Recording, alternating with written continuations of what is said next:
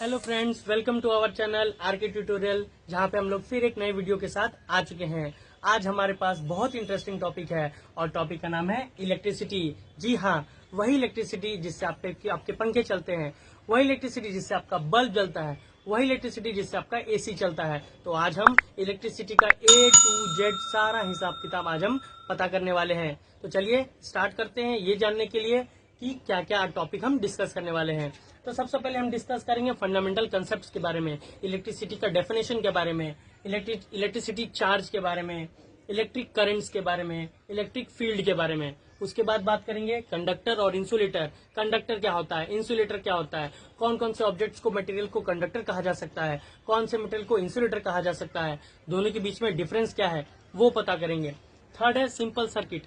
Circuit एक जो बिजली होता है वो एक सर्किट में काम करती है, और वो सर्किट का सिंपल और आसान डेफिनेशन हम यहाँ देखेंगे और कोशिश करेंगे सिंपल सर्किट को आपको ज्यादा से ज्यादा सिंपल तरीके में बताने का।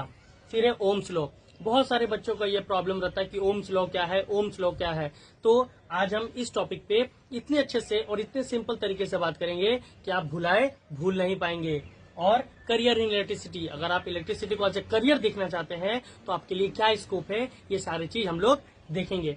तो चलिए वीडियो को शुरू करते हैं।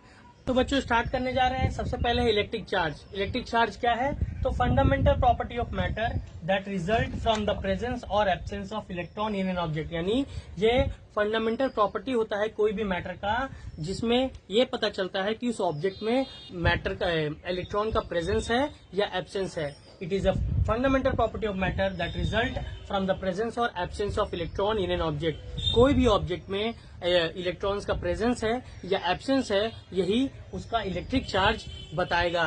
अगला है ऑब्जेक्ट कैन हैव पॉजिटिव और नेगेटिव चार्ज और कैन बी न्यूट्रल। और आपका जो ऑब्जेक्ट है वो पॉजिटिव भी हो सकता है, नेगेटिव भी हो सकता है और न्यूट्रल भी हो सकता है। तीसरा टॉपिक है electric current is measured in coulomb. तो ये जो इलेक्ट्रिक चार्ज है, इलेक्ट्रिक चार्ज को हम कोलाम में नापते हैं, COULOMBS कोलाम्स। तो ये तीन चीज था। इलेक्ट्रिक चार्ज क्या है? Fundamental property of matter, object can have positive, negative और न्यूट्रल चार्ज, और इलेक्ट्रिक चार्ज को कोलाम में नापा जाता है। अगला टॉपिक है इलेक्ट्रिक फील्ड। इलेक्ट्रिक फील्ड क्या है? It is the region around the charged object in which an electric force is exerted on another object। Actually में ये एक रीजन होता है एक चार्ज बॉडी के आसपास का, जितना रीजन जहाँ पे वो दूसरे ऑब्जेक्ट के ऊपर अपना एनर्जी को एक्सर्ट कर सके। एक्चुअली में मान लीजिए ये एक चार्ज ऑब्जेक्ट है और इसके आसपास जहां तक इसका इलेक्ट्रिक फोर्स एक्सर्ट हो सके, जहां तक ये रीजन जहां पे इसका पावर महसूस किया जा सके। सिंपल भाषा में कहा जाए तो इलेक्ट्रिक फील्ड एक्चुअली में उस चार्ज ऑब्जेक्ट के आसपास का वो रीजन होता है जहां तक इसका पावर दिखाई देता हो, इसका पावर महसूस किया जा सकता हो और कोई भी चीज के ऊपर ये पावर को एक्सर्ट कर सके। तो एक्चुअली में मैग्नेटिक फील्ड एक रीजन है चार्ज ऑब्जेक्ट के आसपास जहां पे वो अपना इलेक्ट्रिक फोर्स को एक्सर्ट करता है। ठीक है। अगला है electric current. Electric current it is a flow of electric charge through a conductor. Conductor वैसे ऑब्जेक्ट होते हैं जो इलेक्ट्रिसिटी को अपने अंदर अलाउ होने देते हैं, ट्रांसफर होने देते हैं, पास होने देते हैं। तो इलेक्ट्रिक करंट का मतलब हुआ कि कोई भी कंडक्टर में जो इलेक्ट्रिसिटी है, जो इलेक्ट्रिक चार्ज है, वो किस तरीके से फ्लो कर रहा है। The flow of electric charge in an conductor is called electric current. ठीक है। अगला है इलेक्ट्रिक करंट को एम्पेयर में मेजर किया जाता है और इलेक्ट्रिक करंट का सिंबल I है। ठीक है। तो दोस्तों अगला टॉपिक है इलेक्ट्रिसिटी में conductor. Conductor are the material that allow electric current to pass through them easily. तो कंडक्टर वैसे मटेरियल्स होते हैं जो अपने अंदर इलेक्ट्रिक करंट को अपने अंदर पास होने देते हैं आसानी से, कोई भी रुकावट पैदा नहीं करते, उसमें आसानी से बिजली पास हो सकता है, अलाउ हो सकता है। जैसे कि कॉपर, सिल्वर और एल्यूमिनियम, जितने भी इलेक्ट्रिसिटी के तार वगैरह होते हैं सारे कॉपर के बने होते हैं, ताकि उनमें से इलेक्ट्रिक फ्लो हो सके, पास हो सके आसानी से। तो ये कॉपर और सिल्वर और एल्यूमिनियम कंडक्टर के एग्जाम्पल है जो अपने अंदर इलेक्ट्रिक चार्ज को, इलेक्ट्रिक करंट को पास होने देते हैं आसानी से। दूसरा है इंसुलेटर। इंसुलेटर ठीक कंडक्टर के ऑपोजिट होता है। Insulator are the material that does not allow electric current to pass through them easily. मतलब ये वैसे मटेरियल होते हैं जो अपने अंदर इलेक्ट्रिक करंट को पास होने नहीं देते हैं, बिजली इनसे पार नहीं हो सकती है। इसके एग्जाम्पल है रबड़, ग्लास और प्लास्टिक। ये कुछ ऐसे ऑब्जेक्ट्स हैं जो अपने अंदर इलेक्ट्रिसिटी को पास होने नहीं देते हैं। आप एक चीज गौर करेंगे कि जब भी किसी को करंट लगने वाला होता है, मतलब करंट लग रहा होता है, तो आदमी जो होता है ना लकड़ी का बांस या लकड़ी के कोई सामान से या रबड़ के चीज से उसको छूता है। क्यों? क्योंकि अगर रबड़ की चीज से वो उसको छुएगा तो उसमें बिजली का ये मूवमेंट नहीं होगा और उसको बिजली नहीं लगेगी, शॉक नहीं लगेगी। इसीलिए इंसुलेटर का इस्तेमाल करना चाहिए ऐसे सिचुएशन में। अब हम पहुंच चुके हैं अगले टॉपिक के ऊपर, जो है सिंपल सर्किट। सिंपल सर्किट क्या है जानते हैं? It is a circuit consisting of a battery connected to a switch. कोई भी बिजली एक सर्किट में दौड़ती है और एक सर्किट में रन होती है, और यहाँ पे सर्किट एक्चुअली में बहुत सारी चीजों से कनेक्टेड होते हैं, अपने कंपोनेंट से कनेक्टेड होते हैं, और वो कंपोनेंट है बैटरी, वायर, लाइट बल्ब और स्विच। इन सब चीजों के बीच में बिजली दौड़ती है। सर्किट का यहाँ पे एक डायग्राम भी बनाया गया है। आइए देखते हैं डायग्राम से सर्किट को समझने का कोशिश करते हैं। ये एक सर्किट है, ठीक है। ये सर्किट का पावर सोर्स है जिसको हम बैटरी बोल सकते हैं, या सोर्स और भी कुछ आप ले सकते हो। यहाँ पे बैटरी है, यहाँ पे बल्ब है, ये वायर है, और यहाँ पे ये स्विच है। और जैसे ही स्विच ऑन होती है बिजली दौड़ने लग जाती है और बल्ब जलने लग जाती है, और इस तरीके से ये घूमती रहती है, बिजली दौड़ते रहती है, बल्ब जलते रहता है। लेकिन जैसे यहाँ पे स्विच डिस्कनेक्ट कर दिया जाता है, स्विच को ऑफ कर दिया जाता है, तो ये ओपन सर्किट हो जाती है। मतलब बिजली का जो बहाव होता है वो बंद हो जाता है, लाइट ऑफ हो जाती है। और इसको फिर से ऑन कर दिया जाए तो बिजली फिर से दौड़ने लग जाती है, एक कंप्लीट सर्किट बनाने लग जाती है।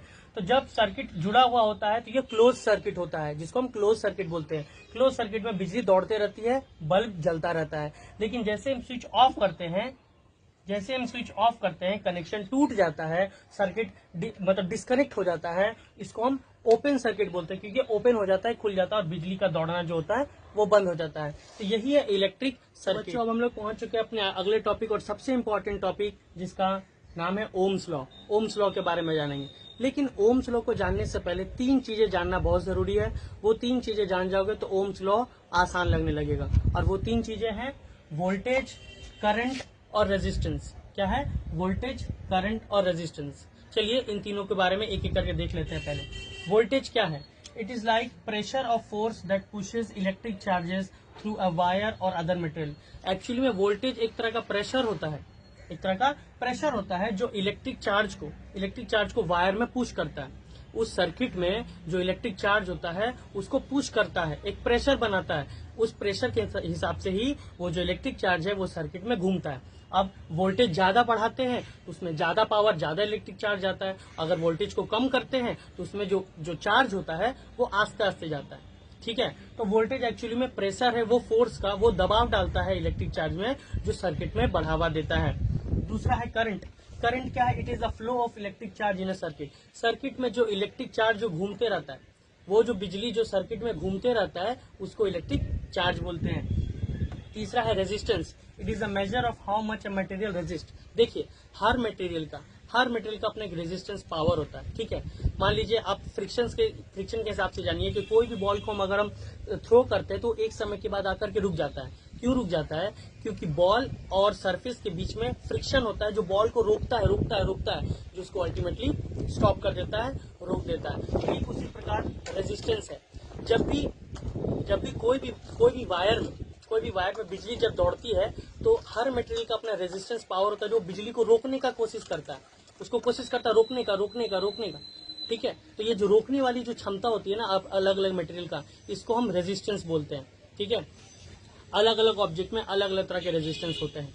तो ओम्स लॉ के लिए पहले ये तीनों के बारे में जानना होगा। वोल्टेज क्या होता है? ये प्रेशर और फोर्स है जो इलेक्ट्रिक चार्ज पे अप्लाई किया जाता है। सर्किट में जो चार्ज चलती है उसमें फोर्स देता है, दबाव देता है। वोल्टेज बढ़ाने से बढ़ जाता है, करंट बढ़ जाता है, और वोल्टेज कम करने से वोल्टेज कम हो जाता है। Current flow of electric charge है, सर्किट में जो फ्लो होता है इलेक्ट्रिक चार्ज का, उसको बोलते हैं। और रेजिस्टेंस का मतलब हुआ कि बिजली को रोकने की क्षमता, वो रोक रहा है। करंट को हम एम्पेयर में नापते हैं, और रेजिस्टेंस को ओम्स में नापते हैं, ठीक है। अब चलेंगे हम लोग ओम्स लॉ के बारे में कि आखिरकार ओम्स लॉ कहता क्या है। ओम्स लॉ क्या कहता है इसको समझते हैं। ओम्स लॉ एक्चुअली में कहता क्या है? It is a relationship between 3 things, voltage, current and resistance. ये एक सर्किट में 3 चीज का रिलेशनशिप बताता है। वोल्टेज, करंट और रेजिस्टेंस, तीनों के बीच में क्या रिलेशन है, यही ओम्स लॉ आपको बताता है। जैसे कि मैंने पहले आप लोगों को वोल्टेज, करंट और रेजिस्टेंस के बारे में बता दिया था, तो आपको अब समझने में आसानी होगी। ओम्स लॉ कहता है कि if you increase the voltage across the circuit then the current will increase as long as the resistance stays the same. अगर एक सर्किट में अगर तार का जो रेजिस्टेंस है अगर उसको हम सेम रखें और वोल्टेज बढ़ाएं तो करंट ऑटोमेटिक बढ़ेगा, और अगर वोल्टेज घटाएं तो करंट ऑटोमेटिक कम हो जाएगा। मतलब अगर रेजिस्टेंस कांस्टेंट है, अगर आपका रेजिस्टेंस वायर का कांस्टेंट है तो आप अगर वोल्टेज को बढ़ाते हो तो करंट ऑटोमेटिक बढ़ेगा, और अगर आप वोल्टेज को कम करते हो तो करंट ऑटोमेटिक कम हो जाएगा। अगर आप वोल्टेज को कम करते हो तो करंट भी ऑटोमेटिक कम हो जाएगा अगर रेजिस्टेंस सेम है तो। ठीक है, एक्चुअली में ओम्स लॉ बताता है कि इन तीनों का वर्किंग क्या है, इन तीनों का काम क्या है। ठीक है, तो यहाँ पे ओम्स लॉ क्या कहता है कि अगर आप रेजिस्टेंस को कांस्टेंट रखते हो, वायर का रेजिस्टेंस को कांस्टेंट रखते हो, तो आप वोल्टेज अगर इंक्रीज कर रहे हो, if you increase the voltage the current will automatically increase. मतलब अगर आप करंट को बढ़ा रहे हो तो सर्किट के अंदर का करंट ऑटोमेटिक बढ़ जाएगा, और अगर आप वोल्टेज को कम कर रहे हो तो करंट ऑटोमेटिक कम हो जाएगा। ठीक है, हम लोग देखे होंगे कि पुराने जमाने में क्या होता था कि वोल्टेज ज्यादा हो जाता था तो हम स्टेबलाइजर से कम कर देते थे।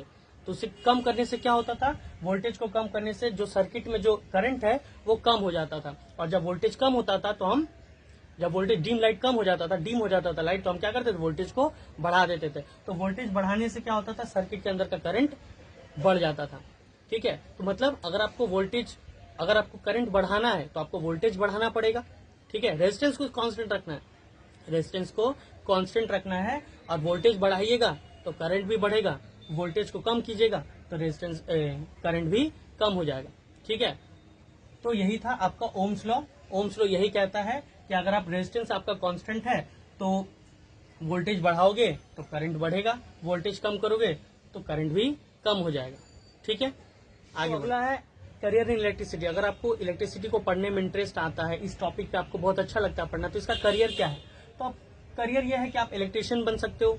इलेक्ट्रिसिटी का जितने काम वगैरह होते हैं, इलेक्ट्रिसिटी बोर्ड से इलेक्ट्रिशियन की बहाली वगैरह निकलती है, वैकेंसी निकलती है, आप इलेक्ट्रिशियन के पोस्ट पर जा सकते हो, इलेक्ट्रिकल इंजीनियर बन सकते हो, रिन्यूएबल एनर्जी स्पेशलिस्ट बन सकते हो। तो ये सब कुछ करियर है। अगर आप इलेक्ट्रिसिटी आपको एज ए करियर देखना है तो इन सारी चीज है जिसके ऊपर आप ध्यान दे सकते हो, आगे चलकर ये सारे पोस्ट पर आप जा सकते हो। तो इस प्रकार हमारा वीडियो का अब एंड हो रहा है। आशा करते हैं हमने बहुत कोशिश की आपको समझाने का, और मानते हैं कि आपको भी बहुत कुछ समझ में आया होगा। ठीक है, अगर आपको कुछ सुझाव देना है, कुछ फीडबैक देना है, या अगला वीडियो किस पे होना चाहिए, तो आप कमेंट बॉक्स में लिख सकते हो, टाइप कर सकते हो, कमेंट कर सकते हो। ठीक है, और मिलेंगे अब अगले वीडियो में। तब तक के लिए गुड बाय, जय हिंद।